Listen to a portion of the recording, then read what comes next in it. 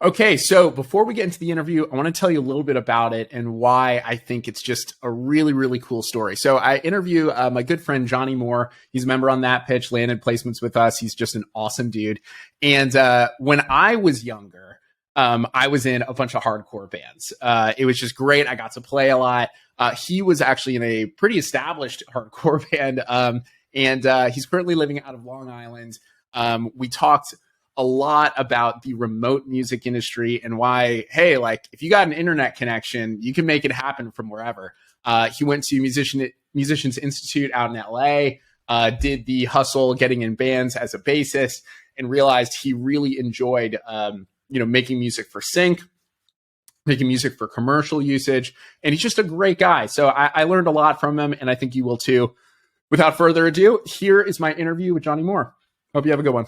Welcome to the That Pitch Podcast. The That Pitch Podcast helps music producers and artists tap into the world of sync licensing, publishing, music business, and more. So if you are tired of trying to make it and you're more interested in making a living, then you are in the right place. The That Pitch Podcast is brought to you by thatpitch.com, the #1 music licensing tool for producers and artists. I'm your host, Mark, the founder of thatpitch.com. Now let's get into the show. Johnny Moore. Johnny. What is up, Mark? He's here. He's ready to party. Always. Dude, okay, so last time we talked, it was a welcome call because if any of you listening, if you become a That Pitch member, you get to talk to me, beautiful me, for, a period of time that I can fit in. But we do talk, and it's a great time. It's a fucking party. And that was our last call, and now you're here on the other side in placement land. How does it feel being in placement land? Oh, I feel spectacular, man. Just a few short months ago, that's kind of what set That Pitch apart and prompted me to focus on these briefs. Just that conversation that we had, quick 15 minutes, can really change a lot. So knuckle down, and here we are.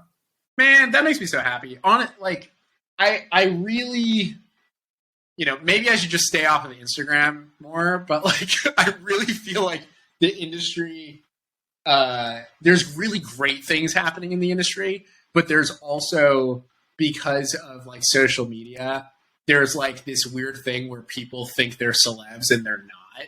And it's just this weird, impersonal interaction. It's just take your money and run and just never give a shit ever. And oh yeah, it's advanced egomania. No doubt about it. It's ridiculous. It's terrible. I will be the first to say there is nothing beneath me.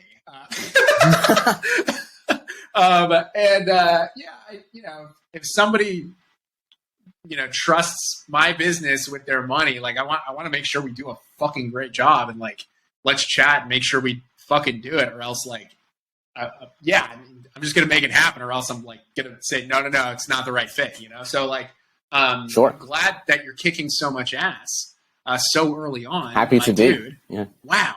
So, where are you from? I want to go through your whole story because you're landing shit left and right now. So let's break it down. Where you came from, music. Where are you from? How'd you get started? Everything. So it's so funny. A lot of the 10 poles of my musical journey are topics that you, quite frankly, touch upon during your Instagram posts, which I appreciate because as a sync writer, you really can get in your own little bubble. It's kind of like a vacuum. So knowing that you're part of a community is huge because a lot of it is about the money grab, and to know that there are people working for you, not against you, even if it's a library, a lot of times it's to serve their own business interests, right? It really means a lot. So I grew up on Long Island, playing in a hardcore band. Long Island hardcore scene was my home for years and years. So I learned very early on as a bass player that it is not about you, so I feel like the sync world, dude. Right. So we're perfect for sync because we know that we're not front and center. Well, we're not the ones that have to have all the, attention, and it's good for us because now without the work you put in, this can't happen, but we know that we're just a piece of it. And now the bigger picture, it's even more so. I grew up and it was the rumors, right? Were oh, you're a drummer in a band. Wow, girls are going to be all over you. What really happened is after a show, I was sweaty, fucking disgusting, and I had to lug off a bunch of gear. I was really thinking to myself, does any girl want part of this? I don't think so. So I get it, man. Same with But bassists. here's the thing. But here's the crazy thing, though, about bassists and drummers. Everybody else, and we play our part, but we know how to be tasty, right? And we know how to serve a larger scope other than ourselves. Like right now, because it's not about us. The whole track we put together, all these instruments, all these layers, it's still just to serve the picture and the emotion. Right. So I got that very early on, which I think is nice. But another thing that you mentioned about drummers and bass players that's funny is you hear, even in the industry, I hate to use that word, but like when you play in a band and you tour and you have people working with you, you know that there's money involved on a greater level, long-term game and all that. Yes. You always hear, bass players and drummers, everyone needs you guys. Like, guitar players, singers, dime a dozen. So I thought that when my last band stopped playing, I'd be able to go out to LA and find a gig as a bass player like that, Right. And it was tough, man. I went to MI. I networked with a lot of people in Los Angeles. And you always say this, you don't need to be in a big city.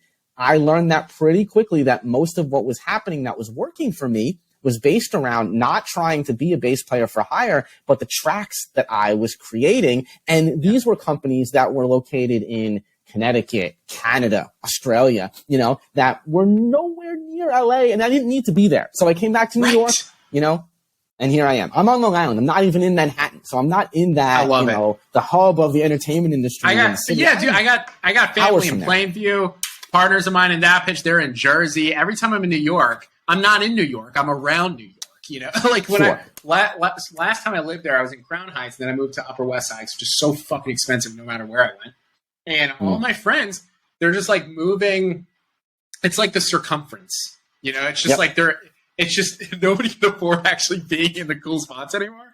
Especially now because you can work remotely. So everyone's going upstate. Right. Albany, Syracuse, Buffalo, where it's cheap to live and hang out, set up your home studio and bang away. Yeah. And I think, again, and I can't stress this enough, is, I was thinking about this the other day.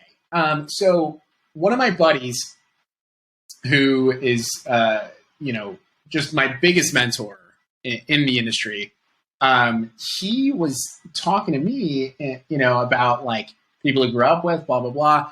And then he sends me a picture hanging out, like, it was late at night, and it was him hanging out with Tony Maserati, then was it David Kahn, who was like head of Columbia, and they're just like hanging out. And I was like, what the fuck? I'm just like freaking out. And he's like, oh, no, I grew up. He was like, I grew up with these guys. Yeah, we go way back. They're fucking hilarious, Wow. We get ribs, It's like, and I was thinking to myself, we hear about all these stories of like, people that are older than us, like within the industry, and like they grew up and they have like all these connections and stuff. And you're like, they grew up in the same neighborhood, or they were in the same city, blah, blah, blah. And what's funny is I was thinking like of people that I know who I think are like well on their way and stuff. And they're not in the same city. It's like, I knew them through Instagram. Yeah, we DM'd each other on Instagram, and we DM'd each other, like we found each other through YouTube. It's like, I feel like, I'm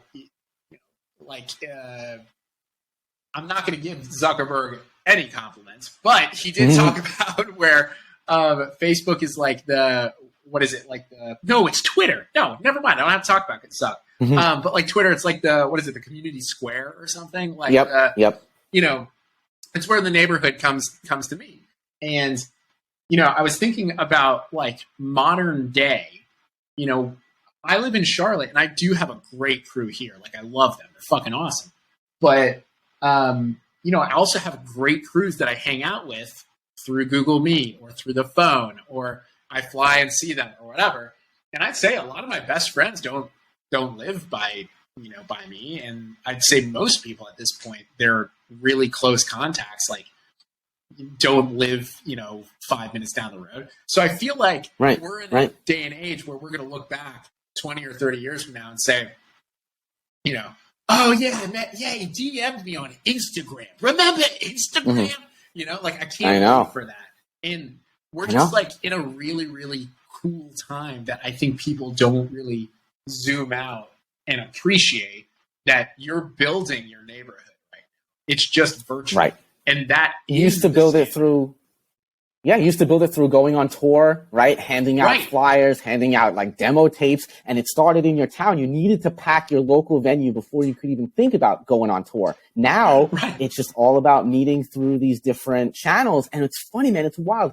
You go to networking events for Sync. I'm sure you know there are dozens of these now because everyone understands Right. that you can monetize it. And there are people, mentors, they're on their phones while there are people around them, great composers, people that work in media, and they're still using their phones to network. What's fucking hilarious is everyone has told me like, oh, have you been to this sync event? And they'll name like, whatever 5-letter acronym that means some sort of sync event in a far-flung city. And I'm like, no. And they're like, how have you made all your contacts? And I was like, LinkedIn? Like, yeah, being personable, right? Yeah, I just like DM people directly, and like 9 times out of 10, they're like, wow, like, what's going on? And then we'll just chat. We have mutual friends, and then we just like become best buds. And then maybe 2 years later, we actually work together, if we do it all. A lot of times we do. And like and it's not about that, not always. It's not. It's just like being a good hang, meeting interesting people, and like genuinely, being a good person and just being stoked about what other people are about. And, maybe working together makes sense. Maybe it doesn't, but who cares? Just like be a good hang, That's like, not the point. Right. So, like a lot of the guys I know from band world, I don't understand what they're doing now. They don't know what I'm doing now. Right. But, who knows? They might be involved in Sync on a completely different level just because they had an album track lying around that their publisher passed out, Yeah. So they're like, oh, and then they think that's the standard of how all deals go. It's like, what the fuck are you doing? This is like one of 1,000 different ways this deal could happen, Anyways, so you were in the hardcore scene. You realized that, you didn't have to be the center. Like everybody else is what matters. So listen. So how did you, because a lot of people, they'll go out to LA and realize, oh, maybe this is like not necessarily the direction, but maybe there's an adjacent route that I love even more that I didn't even know about. What was that transition like? Was it tough during that time? I know when I really transitioned heavily from a drummer to a producer as like my main thing, and then subsequently producer to licensing. Still producing, but like I'd say most people know me as like licensing and publishing at this point. What was that, career transition like? Was it stressful? It was for me. It was, but it was gradual, because I'm the kind of person that tends to resist change. Like I held on to the band as long as I could, I was like, one more tour, one more record, maybe this will break us, like maybe I'll be able to pay my rent if we keep doing, tours of Europe for 6 weeks at a time and not eating, So it's just a circus. You realize you're a carnival. You're going from town to town. Right.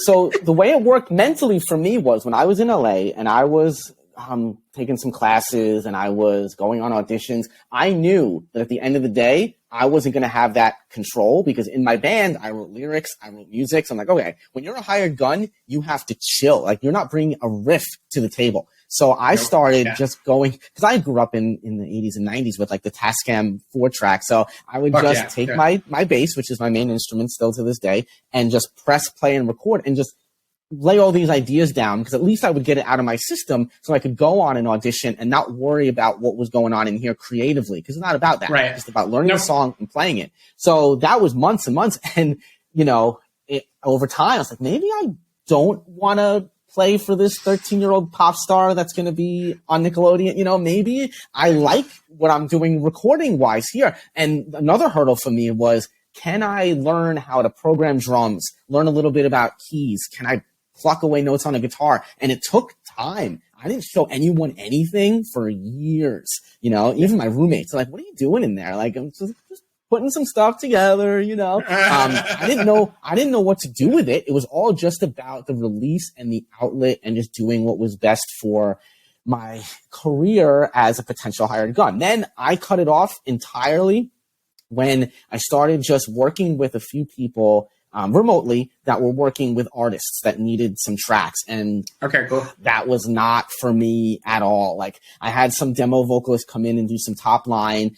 And then you know how it is, just how specific lyrics can be. And it's also the revisions and the needs are completely subjective to the room and how people are feeling. If somebody has a stomach ache, your take might as well have been in the toilet as well. It's like, I remember I got hired for this gig and studio etiquette is like, if you're working with a singer, like make sure they're in a good mood. Like don't put them in a bad mood unless like that's gonna somehow like feed for the take. Like, you know, make sure that everything's calm and like people have candles and shit because, you know, they know that the end product is subjective. It can be convinced, right. You know, like, are they stoked about it? Why? Because they're stoked about it. And that's it. So, you know, you got to make sure that whatever gig you're in, you understand what's going on beneath what is tangibly going on, you know? Yep, and I knew people that produced like through my band, like, oh, give us some tracks, like we'll give you some money, we'll work with an artist, and like, well, what happens down the line? 'Cause I knew pretty early on that if you have an album cut that's track 10, when no one's buying CDs and it's all about what's getting on playlists and getting on the radio, you're not going to see any trajectory from that. So I actually like instrumental music, you know, and I grew up enjoying a lot of soundtracks in the 80s, like. That's what we loved as kids, you know? So I just was looking for a way to not be involved with prima donna vocalists or producers that just wanted to take my track, bury it in the mix, and make a ton of money off somebody that just wanted to pay for studio time. Like, to me, it was unethical. I didn't enjoy it at all. Again, it wasn't about me, but it was about, like, how can I serve a greater part of the industry? And that's how I learned about instrumental part of sync. And it's like, okay, where can I fit in here? What can I do, you know, to be the best at this that I can? You know, I had a similar kind of experience when getting like really heavy working at studios, you know, like charging hourly, booking at the studio and all this stuff. And you come to this realization and you're just like, this is a terrible fucking model. So like I changed it and I was like, I don't want to do hourly. I'm actually going to like charge per song, but I'm going to have, you know, what is included with a song production. So amount of revisions and like all this stuff, it does not surpass these amount of days.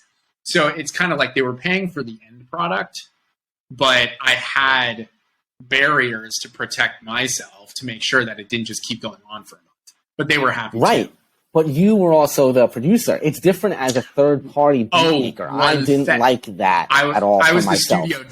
I was the studio drummer for years. And like, dude, fuck, man. Like that's how I started in studios. Is I was hired as a studio drummer, like a session drummer. Yeah, if you can play to a click, man, like bro. The first time I ever got played, and keep in mind I'm Jewish. The first time I ever got paid in the studio, I played drums on a oh my god, what is it? Like a steel drum Christmas album. Nice, fucking awesome. Dude, paid $75, dude. Big fucking deal. That's great. Let's keep going on.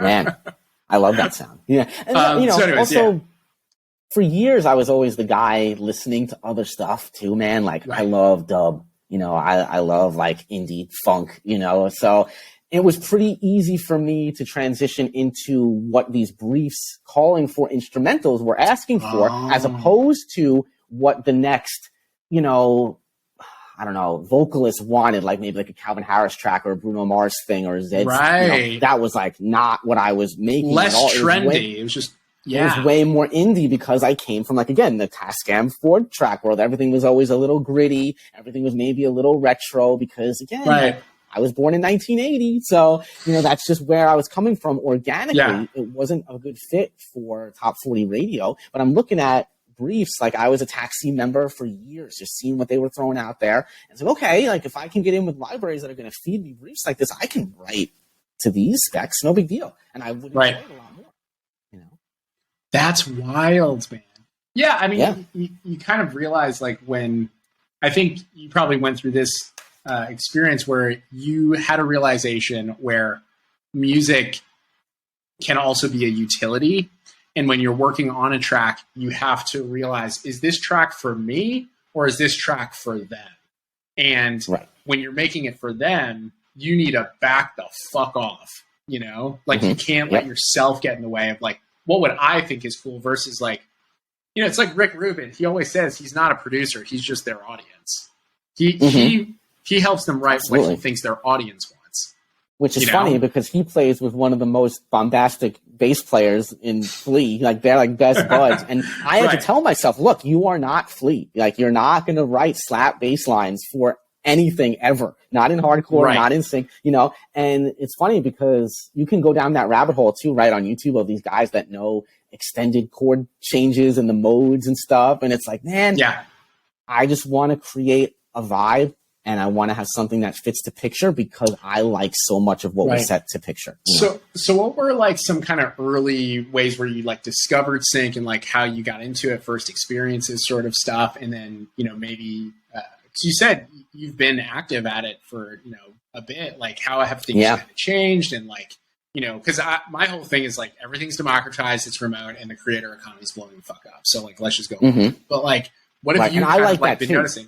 Yeah. In the modern world, I like that as the next stage for me because I was always in, the band's band, like whether or not like the crowd or the audience that maybe was going to see the pop punk band wanted to watch the heavy band, all the guys in the band would love us because we'd be that band that just kind of ripped it up. This is fucking sick. Yeah, exactly. And I like running around on stage too. So I kind of try to bring that to what I'm doing now. Like, that's cool. Feel something if I'm creating it, and I always visualize and execute. Like I never make a track without trying to see in my mind's eye where this could fit. It's never about like, oh, I have this cool bass line, so let me just put a bunch of stuff around it. Now, I do make sure that I set myself apart by not using 808s. Like it's all live bass and everything that I do, even if I layer it with a synth bass, just to set myself apart because I'm not trying to be the guy on arcade either, just like taking pre-existing loops and stuff and just saying this is what I have. Well, if you take just pre-existing loops,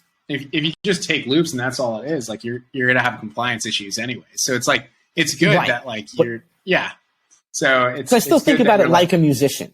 Yeah, like a musician. Yes. You know what I mean? Yes. That's still primary. Goal number one is to come across as someone that wants to convey that emotion. Just for someone else that's editing or music supervising and putting things together. Yeah. So I was just blind submitting to libraries for a long time. Got accepted, got some placements on reality TV, and it was awesome. Great. I liked it. And then 2020 happened, and my libraries, again, because my sound was a little more niche, a little more indie, they were boutique libraries. They vanished off the face of the map. I think we talked about this on our info call. Yeah. Like, and I'm starting to get emails because I'm following up. I'm a decent communicator. I'm like, hey, what's going on? I got a bunch of new music. I've been writing. I've been in lockdown. What's going on? Let's do this. And I'm getting emails back from library owners saying, yeah, I'm doing this whole, like home renovation, flipping houses venture now. I'm not really touching the library. And man, like I was writing this stuff for you guys thinking, because I always think of my libraries as exclusive. I don't do the non-exclusive, sending the same track, retitling it gets it's the whole like retitling and sending it to multiple places. I have no idea how that's not illegal, but keep going. Like, yeah, it really does cause a mess. I've heard a lot just by watching stuff on YouTube and going to seminars. For anybody listening, there's a thing that you can technically do that I think it was like really popular like 5-10 years ago, where there's like multiple music libraries and they all need stuff exclusively because they need to exclusively represent it legally for various reasons. A bunch of artists and producers just started like, because the way that you would register it is through the name. So they would just change the name and it would be the same exact song audio wise, but like they would just change the name and then send it to a new place. And so what ended up happening, these companies would license it and then they would get a claim by somebody else. And then it would come back on the artist and it's like, yo, you just double dipped. Like that's, how the fuck is that not illegal? I don't know. I don't do that. Like I've been asked to do it either multiple times before, but like I'm like, there's something up. I don't know how this is gonna work. Anyways, keep going. Ask Kathy and Mara. It's all gonna get very messy, when you do that. So anyways, keep going. I was writing, thinking of it as exclusive, and libraries just really weren't pushing music anymore, And then the brief started trickling back in, but again, I'm not the kind of guy that's going to start doing like drumline instrumentals. Like it's not my bag. I want to keep it rock and indie electronica. That's what I do. So I was like, okay, I don't know, and this was again for TV. And my goal was always make it in TV, make it in advertising eventually if you can get to that apex. But this new content creation model seems perfect because, again, like I feel like my music resonates most with people that are creatives because it has that vibe and it's not trying to draw too much attention to itself. It's more just about that groove and more about how it thumps than just, these ear candies, things like that, So a big thing that, kind of like a side conversation on what you're talking about is, in early 2020, a lot of these boutique libraries that, didn't really have newer models. They were kind of just like doing old school, kind of like, hey, it's in our library, but we're going to exclusively represent it. And it's like all these big deals and blah, blah, blah. They would have these massive catalogs of people's stuff. People would sign it over. And, they, when they went under, like, what the fuck happened to the music?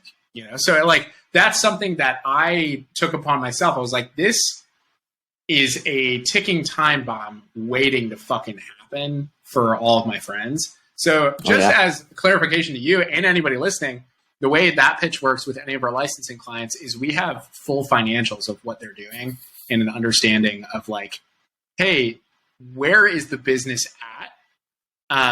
And what is kind of the long-term thing here? What are you currently going off of? And we have certain metrics that we have to have in order for me to accept working with them. Additionally, if companies were, there's a number of clients that we've taken on recently where we actually have a deal put in place. If they, for whatever reason, were to go out of business and something was signed over, if they go under and they're no longer monetizing that material and it's done, like the site's off, whatever, the rights will actually be reverted back to you. Because I want to make sure that never happens. Because, dude, you got fucked over early 2020. How much does that suck? They're redoing their kitchen, and you're like, what are you doing with my music? Nothing? Can I even get it back? Like, what can I do with it? It sucks. Terrible. It's so unethical. Yeah. I hate it. Yeah. I had a few tracks signed to Getty Images music, too, that just dissolved. They said, you know what? The tracks that we want to give to other libraries, which remain unnamed, they're just going to go there. Your stuff may or may not. So I'm just watching my ASCAP statements to see if they did anything with my music. And that, to me, was a big deal. I'm like, oh, Getty, that's a huge company. They tried it out, tried to play the game in licensing, didn't work out, and now it's done. So, I'm in this for the long haul. I've been trying to hone my skills for a while, trying to write the best music that I can, and I just need that commitment on the other side of the table. Yep, which we do. So, that's why it's exciting. We're the, first time in history where, like, not only are there more buyers than suppliers within the music industry, there are more YouTubers and filmmakers than there are music makers. But also, for that pitch, we are the first ever company where it's like, hey, it's literally like, it's up to the producers and artists what they charge. And like, it's just a way more ethical thing. Everyone gets paid 100%. And I designed it because I got fucked over in deals before. And it's just like, how do we, I genuinely don't think people are malicious in this industry. I think there's just a model that worked in the 80s. It did make sense at that time, and it just kept going. But like, if you look at it today, it's like, well, why would you do that? Honestly, it's a terrible business model doing it that way. Like, it makes no financial sense. So I was just like, why can't we just like kind of flip it on its head and like give everybody a little more power here? So, and it's your logic too. Like, there was a time when people didn't want their songs to be in commercials or TV. It was looked at as like, faux pas. If you had your song in like a Sprite commercial, man. Like, now, for many guys that make music and gals that are out there trying to grind it, that's the dream. Yeah. Well, I think also because you're not selling records, right? Yeah, I think like also back then it was a little bit different because I think brands they weren't very empathetic to artists. They wanted like Megadeth to write a song about how they love bubbles and Sprite. It's super carbonated. It's sweet. Like, right. Like they weren't empathetic to like about it. Yeah, they weren't reading the room of like, what's the fan base here? Like, right. It's just, I think now, again, because it's so democratized, people have a little bit more choice, but also I think there's back in the day, if you were an artist, you were just like looked at as like a god if you were a successful artist. Now it's like, I think there's a lot more understanding of behind the scenes being in the music industry than there was before. And people realize they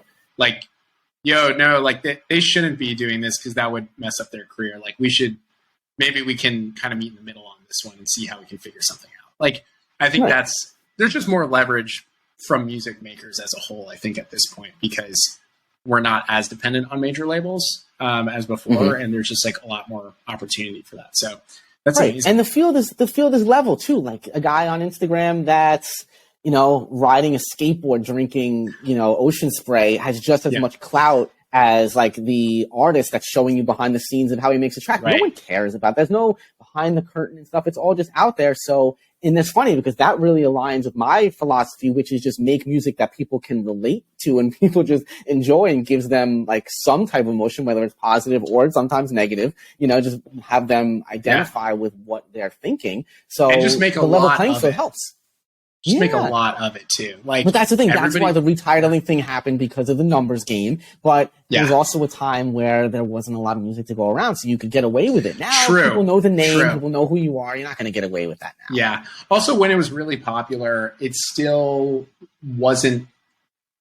It wasn't the standard that most music was coming out of home studios. The standard was still you rent out a studio for a day rate and then cut something. So I can try to get the most out of that stuff. Yeah, it was just kind of like, hey, they require exclusive. They're not going to give us any guarantee. We have to sign this forever. Well, like, do they know how much it costs to make a record? You know, back then it cost a lot. Now you got a fucking laptop, Ableton Lite, and you get a MIDI keyboard for $99, you can make a decent track. Absolutely. You know, like that. And that's the thing. It's like, you know, you can learn how to do it yourself. You can make something good. And it's not as rare as it was. Yeah, that's it. So anyways, what, you know, as far as like music that you're making now, what has been your primary focus and kind of like your strategy towards music? Because again, so you landed this track, but you also landed 4 more. Yeah. September was a big month. Once I focused on that Brief B, which I've been calling the baby Brief B, the lo-fi, like that's just right in my lane. You know, like my intro to Sync was this kind of indie electronica, almost postal servicey kind of stuff. And I've always loved dub. You know, so now with the psychedelia that's going on and how that all kind of can fit into lo-fi and how broad the genre is, when I saw that, I was like, okay, I got to focus on this, really bear down and make as much of this as I can. And September was a good month, man. That's fucking awesome, dude. I'm stoked for you. That makes me so happy, especially, again, since last time we chatted, it was like, hey, welcome to That Pitch. And it's like, hey, you're killing it with That Pitch. Great. Yeah, because it was a nice marriage of where my headspace was in terms of what I was creating and where the demand was. Because I feel for people, you know, that write music that just might not be a good fit. And I haven't really had to mold myself into someone I don't want to be. And it just so happened. And again, it's not always going to happen that way, but I'm riding the wave right now. And it feels great, especially because, you know, with lo-fi tracks, you can have some cool bass lines. It doesn't have to sound like it came from a studio where you cost, you know, like hourly or per song, millions of dollars. It's just got to have that vibe and that feel and be done well. Not to say that it doesn't take a lot of effort and you really have to sculpt your sounds. And, you know, and at the same time, you don't have to sound like anybody else. I can't do that. Sound like yourself. To do that. You know, so just trying to find my own sound has been what I've been striving for, and it fits in this case, which is what I'm very grateful for. Well, there's a good piece of advice my buddy Johnny Fung gave me years ago, and he was like, "Don't make something like," because we were talking about like tracks that I was working on, and he was like, "You know, don't do something that's cool. Do something that's second nature, because what you think is cool is not going to be cool a year from now. But what's second nature, you're always just going to do, so you'll get really good at it." So just do like what comes naturally to you and just stick with it. Right. You know. But that's the thing. You have to have it in your heart that you want to do this long term. I know some people, they just want to get that quick hit, be in and out. But for me, I do this because I love it. You know, and I hope that someone likes the music, wants to place it, editor thinks it's a good fit. But that's almost secondary to just me having it on my hard drive and saying, this is my contribution. Yeah. Everybody I know who their entire goal is like to be famous. And you know, like you'll see them bounce around from music to, you know, acting to modeling to all this stuff. And, you know, there's some people that are genuinely like in it for art and like they just love all aspects of art. But some people it's just like, all right, I know the hustle. They're just trying to get famous. Like, I get it. Cool. I respect it. Just good for them. though, you know, like, sure. Good for them. But But the thing is, you know, and I'd love to be proven wrong, but everybody I know who has gone in that direction hasn't achieved what they've been after. And everybody I know who just kind of like stays put, works hard and networks a lot and does a lot of favors for a lot of people, they end up in a great position. You know, it's a lot less sexy when you kind of break it down. It's just like, do good work, do a lot of it, meet a lot of fucking people, and do a lot of fucking favors. Look cool and don't be on drugs, and you'll probably move forward. You know, that's about it. And that all circles back to why I got involved in playing in bands to begin with. I used to play on other bands' demos or fill in when a guy couldn't make it, you know, like all the time at shows. You know, so it's kind of the same concept now, you know, as why I picked the bass and why I was that guy to help out on Long Island for years. And now I'm just kind of trying to expand that, you know, in the sync world. Well, let's listen to this track, and then I'll kind of break down some stuff on it. Again, you landed like 5 with this batch, so we'll go through this one and kind of break that down, and then I'll ask you. I want some advice from you, and then we'll probably wrap it up. All right? Sounds good to me. All right, here is your track, and it is called Low Peaks. Here we go.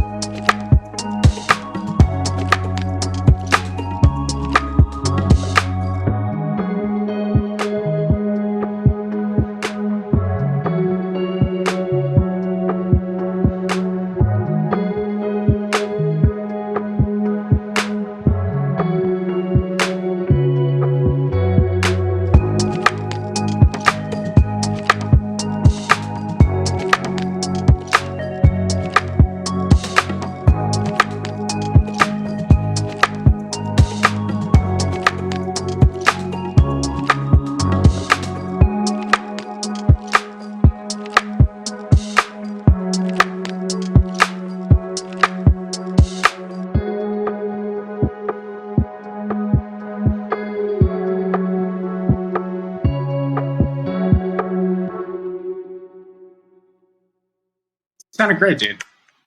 Thanks, brother. I love how simple it was. You know, it's interesting. The lead part kind of came in and out. It was just like a nice, pleasant motif. It wasn't trying to derive too much attention. You know, as we talked about, you being a bassist is like, hey, let's not have too much attention here. Just keep it a good vibe.